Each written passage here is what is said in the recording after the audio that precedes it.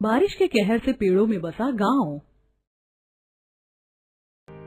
वो मैं कह रहा था कि मुझे और अजीत भैया और मोहन भैया को काम के सिलसिले से गांव से दूर शहर जाना होगा। हाँ, मैं भी यही बताने वाला था कि काम के सिलसिले से हम तीनों भाई बाहर जा रहे हैं।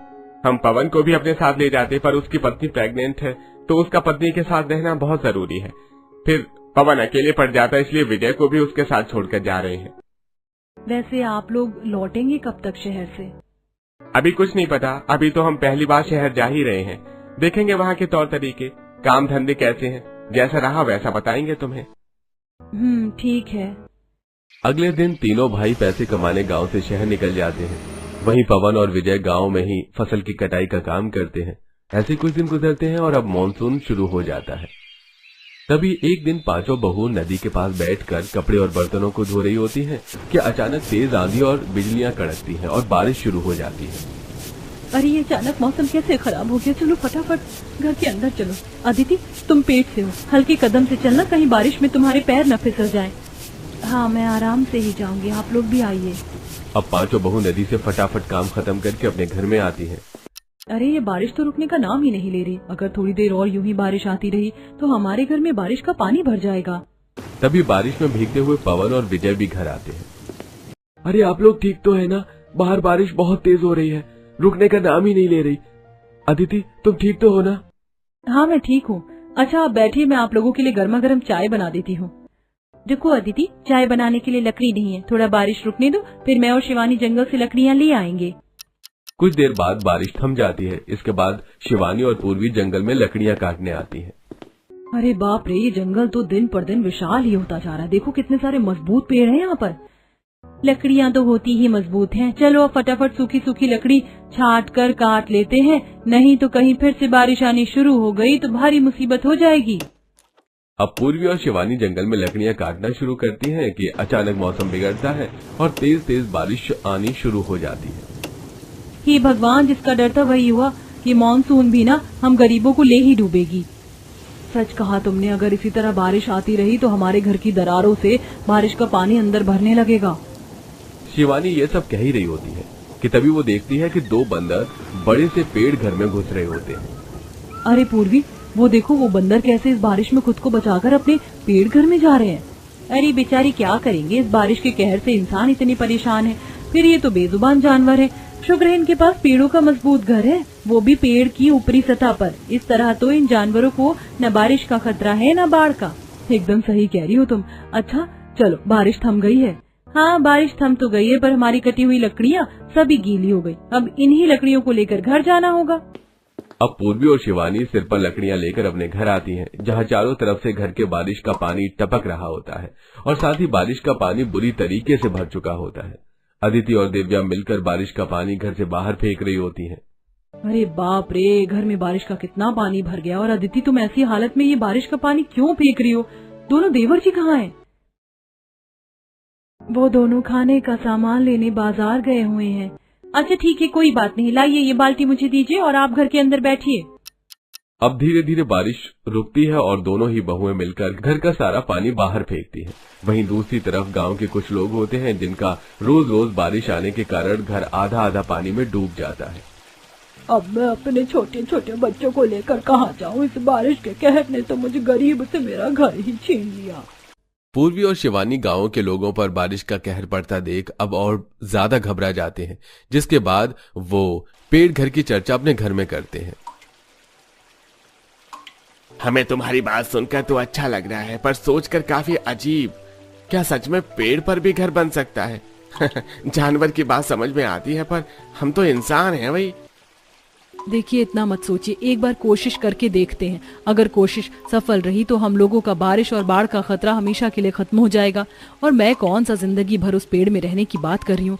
जब मानसून चला जाएगा तो हम वापस अपने घर में लौट आएंगे। हाँ सही कहा। और फिर अदिति प्रेग्नेंट भी तो है। कल को बारिश का कहर अदिति और उसके बच्चे पर पड़ गया तो हम क्या करेंगे? इससे तो अच्छा कि हम एक बार पेड़ घर बनाने की कोशिश करें। अब अगले दिन हाथों में हथौड़ा, कुल्हाड़ी, कील जैसे लोहे के औजार लेकर शिवानी, पूर्वी, पवन, विजय, दिव्या, अदिति जंगल में पहुंचते हैं। अदिति तुम यहाँ पेड़ों की छांव में बैठो, तब तक हम पेड़ की कटाई कर लेते हैं। अब अदिति को बिठाने के बाद वो सभी मिलकर पेड़ के बीच से कुल्हाड़ी की मदद से कुरेदने लगे और बड़ा परिवार होने के कारण वो कई पेड़ों को कुरेद कर गड्ढे करके पेड़ घर बनाने का सोचते हैं और फिर सभी मिलकर पेड़ के बीचों बीच ऊपरी सतह पर कुल्हाड़ी से लकड़ियों को तोड़ तोड़ कर पेड़ घर तैयार करते हैं और साथ ही वो अपने पेड़ घर के सामने एक सुंदर सी लकड़ियों की सीढ़ी भी बनाते हैं ताकि उन्हें पेड़ के ऊपरी सतह पर जाने में किसी भी तरह की कोई परेशानी ना हो। इसके बाद वो सभी राशन, खाने पीने का सामान, कपड़े, बर्तन सब कुछ उठाकर अपने पेड़ घर में ले आते हैं और सीढ़ियों की सहायता से पेड़ के ऊपरी सतह पर बने हुए घर के अंदर घुसते हैं। पांचों बहुएं अपने पेड़ घर के दरवाजे पर खड़ी होती हैं। हमारी मेहनत कामयाब हो गई। ये पेड़ घर कितना खूबसूरत लग रहा है। पेड़ घर की ऊपरी सतह से नीचे नदी देखने में कितना अच्छा लग रहा है। शिवानी, तुमने सही कहा था, बारिश के कहर से खुद को बचाने के लिए पेड़ घर एक सही तरीका है। अब मैं भी बहुत निश्चिंत हूँ इस पेड़ घर में आकर, वरना वहाँ उस घर में तो मुझे हर पल हर दिन बस बारिश के कहर का डर लगा रहता था और अपने आने वाले बच्चों की भी चिंता सताती रहती थी। अब पांचों बहू बारिश के कहर से खुद को बचा के अपने पेड़ घर में बेहतरीन जिंदगी गुजार रही थी। वहीं दूसरी तरफ गांव के अन्य सदस्यों पर बारिश का कहर टूट टूट कर पड़ रहा था। वो बेघर हो गए थे, कई घर बारिश में डूब गए थे और हर दिन इस तरह की बारिश और आंधी तूफान आने की वजह से गांव की नदी का बांध भी एक दिन टूट जाता है, जिससे गांव में बाढ़ आ जाती है।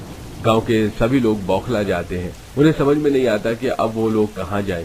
वहीं पेड़ घर पर रहते हुए पांचों बहू का पेड़ भी आधा आधा पानी में डूब जाता है। तभी पूर्वी पेड़ घर से नीचे झांकते हुए कहती है, भगवान का शुक्र है कि सही वक्त पर हमने ये पेड़ घर बनाकर तैयार कर लिया। देखो बारिश का कहर कितनी जोरों से पड़ रहा है, नदी का बांध भी टूट चुका है, हमारे आधे आधे पेड़ भी बाढ़ में डूब चुके हैं। शुक्र है कि हम पेड़ की ऊपरी सतह पर रह रहे हैं। सही कहा, जिस पेड़ घर की वजह से हमारी जान बची हुई है। अब बारिश और बाढ़ से अपनी जान बचाते हुए गांव के लोग चलते चलते गांव के जंगल की तरफ आते हैं, जहां वो जंगलों में पेड़ पर बने घर को देखकर हैरान रह जाते हैं। अरे बाप रे, ये पेड़ के बीचों बीच इतनी ऊंचाई पर ये पेड़ घर कैसे बन गया है भाई? असंभव, ये किसका घर है? सुखी इतना कहता ही है कि इतने में पांचों बहू अपने अपने घर से कहती है, जी ये पेड़ घर हमारा है और हाँ, पहले हमें भी ये पेड़ घर बनाना असंभव लगा था, पर हमने कोशिश की और हमारी कोशिश कामयाब हो गई। तुम्हारी कोशिश काफी बेहतरीन है, इस तरह तो तुम्हारे इस पेड़ घर में बारिश का कहर भी नहीं पड़ेगा। जी हाँ, बिल्कुल सही कहा आपने। अरे तो हमें भी बताओ ना ये पेड़ घर बनाने का तरीका, क्योंकि उस बारिश के कहर में तो हमारा भी घर पानी में डूब चुका है। क्यों नहीं, जरूर हम आपकी भी मदद करेंगे पेड़ घर बनाने में। अब वो सभी गांव वालों के साथ मिलकर उनके लिए भी पेड़ घर बनाकर तैयार करती हैं, जिसके बाद गांव का हर एक सदस्य उस पेड़ घर में बारिश के कहर से बचकर रहने लगता है। कुछ समय बाद उन पांचों पत्नियों के पति भी शहर से वापस आ जाते हैं। हमारे पीठ पीछे इतना सब कुछ हो गया, पर कोई बात नहीं, अब हम शहर से वापस आ गए हैं ना, अब सब ठीक हो जाएगा। हाँ, सही कहा। अब हम अपने लाए हुए पैसों से अपने पुराने घर की अच्छे से मरम्मत करवाएंगे और मानसून रुकते ही अपने घर लौट चलेंगे। अब गांव का हर एक सदस्य पूरे मानसून बारिश के कहर से खुद को बचाकर पेड़ घर में रहते हैं और कुछ समय बाद जब धीरे धीरे मानसून का महीना खत्म होने लगता है और गांव में भरा पानी सूखने लगता है, तो वो लोग अपना अपना पेड़ घर खाली करके अपने पुराने घर लौट आते हैं। वहीं पांचों बहू के पति अपने पुराने घर की मरम्मत करवाकर अब एक बेहतरीन जिंदगी गुजारने लगते हैं। साथ ही अदिति भी अपने घर में सुंदर से बेटे को जन्म देती है। बरसात में रोज रोज तीखे पकौड़े बनाने वाली देवरानी जेठानी। कितना सुहाना मौसम हो रहा है, इस बरसात में तीखे पकौड़े खाने को मिल जाए तो हो मजा आ जाएगा। कितनी तेज बारिश आ रही है, अगर अभी इस वक्त में कार में नहीं होती तो गर्मा गर्म रसोई में आलू गोभी पालक पनीर प्याज जैसे कई सब्जियों के तीखे पकौड़े बनाकर खाती। कुछ देर बाद रीता और अनीता अपने ससुराल पहुंचती हैं। आओ बहू रानी, घर के अंदर आओ। अगले दिन सुबह अनीता और रीता दोनों अपनी पहली रसोई का खाना बनाने के लिए रसोई में आती हैं, जहां वो खिड़की से देखती हैं कि तेज तेज बारिश हो रही है। तभी दोनों देवरानी जेठानी एक साथ कहती हैं, अरे बारिश, अब तो गर्मा गर्म तीखे पकौड़े खाने चाहिए। क्या कहा जेठानी जी? पकौड़े? आप भी? हाँ देवरानी जी, मुझे भी बरसात में तीखे पकौड़े खाने बहुत पसंद है। लो जी, ये तो सोने पर सुहागे वाली बात हो गई। चलिए फिर मिलकर बनाते हैं दोनों देवरानी जेठानी बरसात में तीखे तीखे पकौड़े। हाँ, तुम सब्जियां काट लो, मैं हरी मिर्च लाल मिर्च सिलबट्टे पर पीस लेती हूँ, इससे पकौड़े में तीखापन और भी अच्छे तरीके से आएगा। अब अनीता लाल और हरी मिर्च को सिलबट्टे पर पीस लेती है। इसके बाद रीता उन सभी मिर्चियों को पकौड़े के बैटर में मिलाती है और गर्मा गर्म तीखे पकौड़े बनाकर तैयार कर लेती है और कुछ देर बाद उसे डाइनिंग टेबल पर परोसती है। अरे पकौड़े, अरे वाह, इतने सारे तरह तरह के पकौड़े। पर बहू, आज तो तुम्हारी पहली रसोई थी। हाँ, और हमारे यहाँ तो पहली रसोई में मीठा बनाया जाता है। मुझे तो लगा था कि बहू के हाथ से खीर खाने को मिलेगी। बहू, ये पकौड़े किस लिए बनाए हैं? वो माँ जी, बाहर बरसात हो रही है ना, और बरसात के मौसम में पकौड़ी नहीं खाए तो क्या खाए। बात तो सही है, चलिए अब पकौड़े खाते हैं। अब जैसे ही परिवार वाले पकौड़े खाना शुरू करते हैं, वहीं शिखा जैसे ही पहला बाइट पकौड़े का मुंह में लेती है तो फौरन उसे उगल देती है। भाभी, ये पकौड़े बनाए हैं, बम का खोला, इसे खाकर तो मेरे कान से धुएं निकल गए। बहू, ये कैसा पकौड़ा बनाया जिसमें मिर्च के सिवा कुछ स्वाद ही नहीं आ रहा? ये कैसे पकौड़े बनाए आप दोनों ने, इतना तीखा? अरे हमारे परिवार में कोई इतना तीखा नहीं खाता, हम लोग सिंपल खाना खाते हैं। सिंपल खाना खाना तो ठीक है, पर पकौड़े वो तो बरसात में तीखे ही अच्छे लगते हैं। हाँ जेठानी जी, एकदम सही कहा आपने, बरसात में तो तीखे पकौड़े ही खाए जाते हैं। अब दोनों बहू का पहला दिन होता है, इसीलिए घर वाले कुछ नहीं कहते। इसी तरह अगले दिन दोनों देवरानी जेठानी शाम को छत पर कपड़े उतारने जाती हैं कि तभी आसमान में बिजली कड़कती है, चारों तरफ काले बादल आते हैं और तेज तेज बारिश होने लगती है। अरे देवरानी जी, सारा टाइम क्या कपड़े उतारने में ही निकाल दोगी? देखो क्या कितनी तेज बारिश हो रही है, चलिए फटाफट तीखे तीखे पकौड़े बनाकर खाते हैं। हाँ हाँ जेठानी जी, जल्दी चलिए। अब एक बार फिर अनीता सभी हरी मिर्च, लाल मिर्च को सिलबट्टे पर पीसती है। वहीं रीता पनीर, प्याज, गोभी, पालक जैसे कई सब्जियों को काट कर उसमें सूखी लाल मिर्च का पाउडर और अनीता का दिया हुआ हरी मिर्च, लाल मिर्च का पेस्ट पकौड़े के बैटर में मिलाकर तीखे तीखे पकौड़े तलने लगती है। वहीं डाइनिंग टेबल पर बैठा सारा परिवार पकौड़े की खुशबू सूंघकर, आज फिर मुझे पकौड़े की खुशबू आ रही है, बाहर बरसात भी हो रही है। क्या कहा, बरसात? अरे कहीं आज फिर इन दोनों देवरानी जेठानी ने बरसात में अपने तीखे तीखे पकौड़े न बना दिए हों। अरे नहीं, रोज रोज तीखे पकौड़े कौन खाता है, आज कुछ और बना होगा। तभी सामने से अनीता और रीता अपने हाथ से सभी को गर्मा गर्म पकौड़े परोसती हैं। आज फिर से पकौड़े? जी, बरसात हो रही थी ना, तो सोचा पकौड़े ही बना ले। अब एक बार फिर पूरा परिवार दोनों बहू के हाथ के तीखे पकौड़े खाने शुरू करते हैं। तभी उनका माथा, नाक, गाल सब लाल पड़ जाता है और कानों से धुआं निकलने लगता है। हाय हाय दैया, जानकी तेरी इन दोनों बहू ने तो आज फिर पकौड़ों में ठोक ठोक कर रगड़ कर मिर्ची डाला हुआ है, इसे खाकर तो मेरे पेट के पुर्जे पुर्जे हिल गए। बहू, तुम्हारे हाथ के ये रोज रोज तीखे पकौड़े खाकर तो मेरा पेट गैस का गोदाम बन गया है, किसी दिन फट जाएगा। हमसे नहीं खाई जाएंगे ये तीखे पकौड़े, तुम ही खाओ। अब सभी लोग भड़क कर डाइनिंग टेबल से उठकर चले जाते हैं। तभी दोनों देवरानी जेठानी पकौड़े को खाती हुई, जेठानी जी कहाँ तीखे हैं पकौड़े, मुझे तो लगता है इसमें अभी और मिर्ची की कमी है। हाँ सही कह रही हो देवरानी जी, मुझे भी ये कुछ खास तीखा नहीं लग रहा है, कल से मिर्ची की पूरी बरनी ही बेसन में लपेट देंगे। अब ऐसे ही बरसात में दोनों देवरानी जेठानी रोज रोज तीखे पकौड़े बनाती थी, जिसे खा खा के पूरा परिवार परेशान हो गया था। तभी एक दिन निधि और शिखा अपने दोस्तों के साथ कॉलेज से भीगती हुई घर आ रही होती हैं। अरे शिखा, निधि, बारिश तो बहुत तेज हो रही है, चलो हम भी तुम्हारे साथ तुम्हारे घर ही चलते हैं। हाँ सही कहा, इसी बहाने शिखा और निधि की आई दोनों नई भाभी के हाथ से बरसात में गर्मा गर्म पकौड़े भी खा लेंगे। क्या मेरे पकौड़े? हाँ क्या हुआ, घबरा क्यों गई? खिलाना नहीं चाहती हो क्या? मैं तो खिलाना चाहती हूँ, पर डर इस बात का है कि तुम खा पाओगी कि नहीं। क्यों नहीं, चलो मेरे घर चलो। अब सुप्रिया और दीपिका को लेकर शिखा निधि घर पहुंचती हैं कि तभी निधि और शिखा के बोलने से पहले ही अनीता और रीता गर्मा गर्म पकौड़े उनके कमरे में लेकर आती हैं। अरे वाह, तुम्हारी भाभी ने तो गर्मा गर्म पकौड़े बना भी दिए। चलो अब तुम सब बरसात में गर्मा गर्म पकौड़े का स्वाद लो, हम दोनों देवरानी जेठानी चलती हैं। अब जैसे ही सुप्रिया और दीपिका पकौड़ों को खाना शुरू करती है, उनके कान से धुआं निकलने लगता है। पानी, पानी ही। शिखा, तेरी भाभी ने कैसे पकौड़े बनाए हैं जिसमें सिर्फ हरी और लाल मिर्च का ही स्वाद आ रहा है। अरे निधि, अगर तेरी भाभी को पकौड़े खिलाने का मन नहीं तो पहले ही बोल देती, हमें इस तरह मिर्ची वाले पकौड़े खिलाने की क्या जरूरत थी। चल सुप्रिया, बाहर जाकर ठंडी ठंडी कोल्ड ड्रिंक पीते हैं। इसी तरह रात को सुमन और योगेश बारिश में भीगते हुए ऑफिस से घर आ रहे थे। हाँ, और आज तो मैं पहले ही अनीता को बोल दूंगा कि पकौड़े तीखे नहीं बनने चाहिए। अब योगेश सुमन चिकन शॉप से चिकन खरीद के घर आते हैं। अनीता, बाहर तेज बारिश हो रही है, तुम गर्मा गर्म चिकन के पकौड़े बना दो। बहू पकौड़े बनाती है तो बना, पर ये तीखे नहीं बनने चाहिए। हाँ ठीक है। दोनों देवरानी जेठानी रसोई में आकर, जेठानी जी क्या सच में पकौड़े तीखे नहीं बनाओगी? देवरानी जी, आपको लगता है कि हम रोज रोज तीखे पकौड़े खाने वाली देवरानी जेठानी इस चिकन का फीका पकौड़ा बनाएंगी? अब दोनों देवरानी जेठानी ससुराल वालों के इतना समझाने के बाद भी चिकन पकौड़े में भी भर भर के मिर्च डालती हैं और कुछ डाइनिंग टेबल पर परोसती हैं। योगेश बड़े ही शौक से चिकन पकौड़ा उठाकर खाता है कि तभी पीछे पैन से उसे तेज खांसी होने लगती है। पानी पानी पानी। बेटा तू ठीक तो है ना? इतना समझाने के बाद भी तुम लोगों ने इतने तीखे पकौड़े बनाए हैं।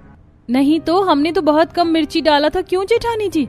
हाँ डाला तो कम था, शायद आपके मुंह में छाले आ गए होंगे इसीलिए आपको ये तीखा लग रहा है। भाभी पकौड़े पूरे परिवार को तीखे लग रहे तो क्या सबके मुंह में एक साथ छाले आ गए? अब पूरा परिवार रोज रोज अपनी दोनों बहू के तीखे पकौड़े को खा खा कर परेशान हो गए थे। तभी एक दिन बरसात में भीगती हुई छाता लेकर सरला जानकी के घर आती है। अरे सरला, इतनी बारिश में क्या हुआ? अरे कुछ नहीं, मैं तुझे ये बताने आई थी कि हमारी सोसाइटी में सभी बहू का तीखे खाने का कॉन्सर्ट हो रहा है और जिनकी बहू जीतेंगी उन्हें पूरे 10,000 रुपए मिलेंगे। तभी ये बातें सुनकर अनीता और रितु, क्या 10,000? माँ जी, हम भी कॉन्सर्ट में हिस्सा लेंगे। देवरानी जी सोचिए, 10,000 आप जीतेंगी, 10,000 में, पूरे 20,000 रुपए मिलेंगे हमें। हाँ हाँ, दोनों बहू अपनी कमर कस लो जीतने के लिए। सरला के वहाँ से जाने के बाद, माँ जी बोलिए ना, हम भी कॉन्सर्ट में हिस्सा ले लें। हाँ हाँ ले लो, पर एक शर्त पर, अगर तुम इस कॉन्सर्ट में हार गई तो तुम कभी अपने ससुराल में तीखा खाना नहीं बनाओगी। तीखा खाना बनाने में तो हम चैंपियन हैं। हाँ माँ जी, हमें आपकी ये शर्त मंजूर है। 2 दिन हल्की हल्की बारिश में सोसाइटी की सभी बहुएं घर के बाहर हो रहे स्पाइसी फूड कॉन्सर्ट में एक फेमस शेफ के लिए अपने तीखे पकवान बना रही होती हैं। देवरानी जी, पूरी कोशिश करना, हमें इस तीखे पकवान के चैलेंज को जीतना है।